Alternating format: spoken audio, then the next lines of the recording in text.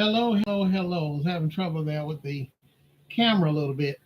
Hope everyone is enjoying this wonderful day. It is always a great day. And as the title talk about passport bros that they've been talking about recently, and I've been on panels with that. What I tend to see is that it's just another attack against males, and especially the masculine male, who makes a decision for himself and he feels that he can't find what he's looking for in the female companionship in the wake of femininity here in America. And the melanated men is not the only ones talking about this and having this issue. To my not to my surprise, but they are the most ones having it. What I see is this: at one time when you couldn't get uh, the black men that you really wanted, then you say if he didn't want you, you would call him gay because that was the ultimate insult. Still is for most. My thing is this: as many beautiful feminine women we have in our culture, um, here in American culture, there are still quite a few, but they are also silent against the ones that are what they call ratchet, masculine, and everything else, and domineering and things that they believe as feminist versus feminine.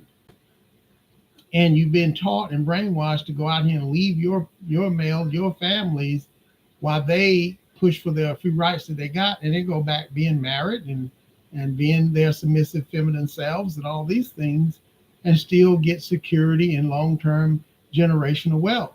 And you left out here alone with cat, dog, by yourself, and that's not a good thing because now you're refusing to walk in your femininity. The thing is this: when you walk in your femininity, your true femininity, that is your true power, ladies.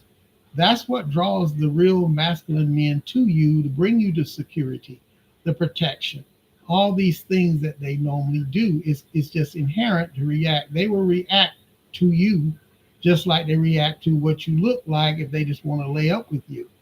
So don't think because there are some chasing you and laying up with you that they want to marry you, wed you, and pass on generational wealth, protect you, and all these things. They're not going to secure a future with you just for pleasure. Okay?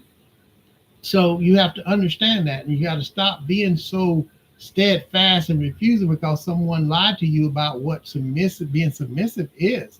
Your first submissiveness and submission is to your own true feminine nature that you're not walking in. It's not about hair weaves. It's not about makeup. It's not about just your Brazilian butt lifts. It's not about all of that you do. True femininity can be walked in. You can be out here cooking and things, and they can see the pleasure in your love that you're doing for you, your family, them. That could be how well you clean the house, how well you do business. Don't think for a second a man don't want a woman who's not business minded and that can help teach him and talk him and catch things that he may not catch. Oh, yes, he really loves that. Believe that. So don't ever think because you make more money, your degrees is not feminine. You can get all the degrees in the world you want. It doesn't make you attractive. It doesn't make you better.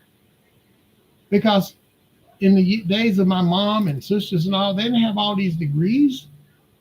They went to school, they graduated, and some went to college for certain things, but they didn't put that in front of their feminine womanhood. That was just something they added to their life, which they added to their marriage and household. If you really want to be honored and revered like you should be, you must return to your feminine ways and find out what that really is. Y'all have been conditioned to think being submissive is, being under the foot of a man.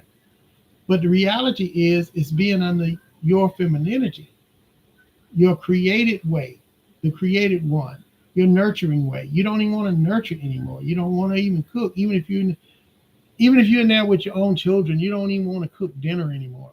Not even for a man, for the kids that you decided to bring life into. You say you're too busy.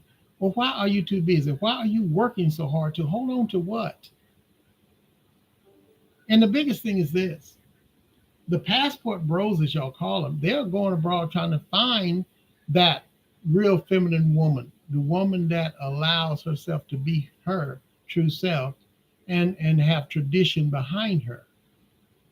What you don't understand, and I will say this like I said the other night, you cannot be unequally yoked. You thinking that is your money, your degrees that make you different, unequal to a man that might be working a 9 to 5 or dumping garbage and stuff, but still making great money.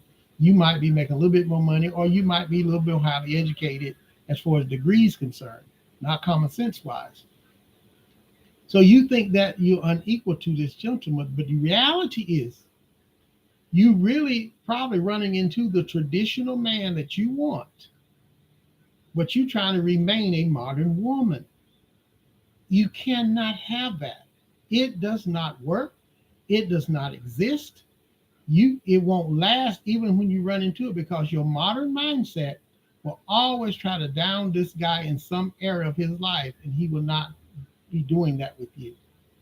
You will always be puffed up about your position in life, what you do and where you go, and the type of people you can talk to. And I heard one lady say, my husband, he was not one that could go to these big parties that we would invite to because of my position in life or my degree and all this stuff. And I just couldn't have him going there. Just he didn't know how to talk or dress or things. Come on, that's modern mindset. The best thing you could have done is said, no, I won't be attending if he don't want to go. Or if you don't think it's well enough for the both of you, just don't go. They don't make you less of a person. Or do you still need approval from the rest of the world? And now you're mad because you thinking he's going abroad to find someone that's not even in the culture. And what you don't realize, someone mentioned about our true culture, about how things were matched up. Yes, what you don't realize, the ladies was groomed by the female hierarchy of the whole community, but especially in her family, getting her prepped for being a wife, knowing how to fix things at the house, dinners, how to take care of a guy, because what they saw them taking care of the household and their husband, which was their father, her father.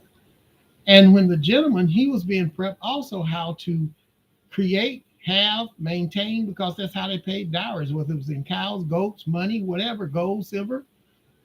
They had to be ready to bring the girl into wealth. And the families traded off certain things. So they knew at that age, young age, what they're supposed to do, how they're supposed to do.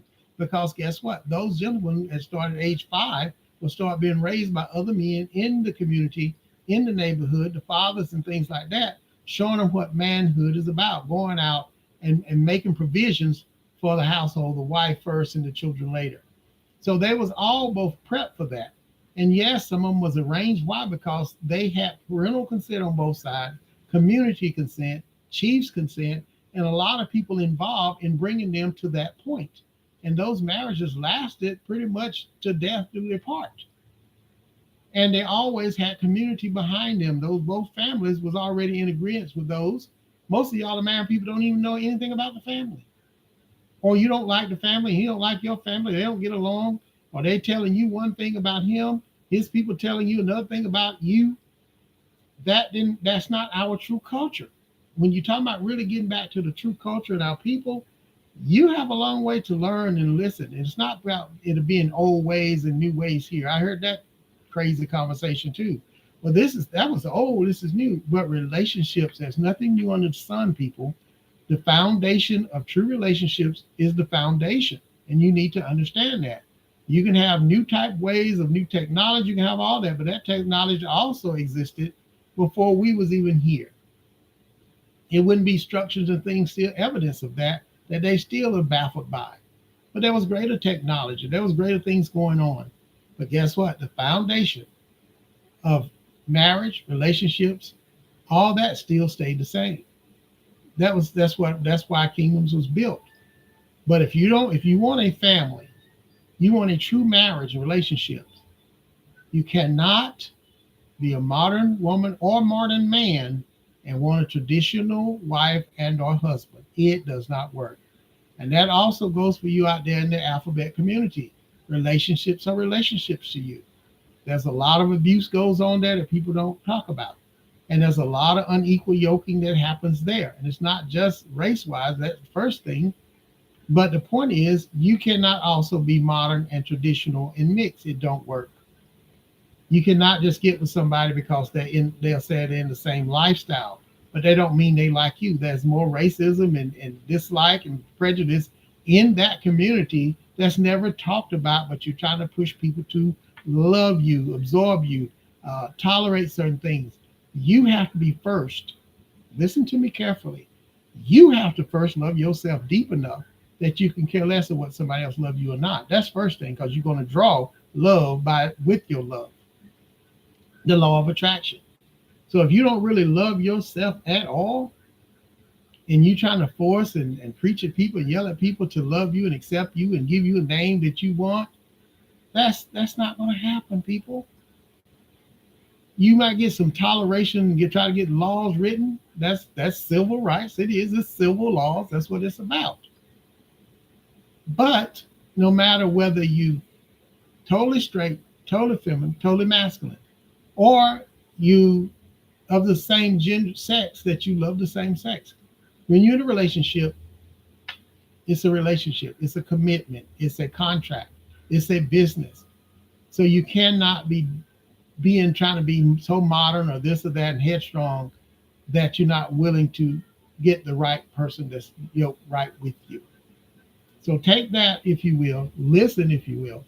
But my thing is this: we have to stop trying to now focus on the passport bros so heavily.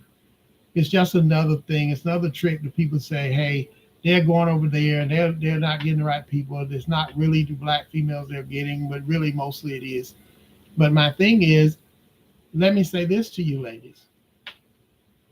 Let's say he's going and getting someone that is not truly of African descent, but you are one wearing the type of hair that they have naturally.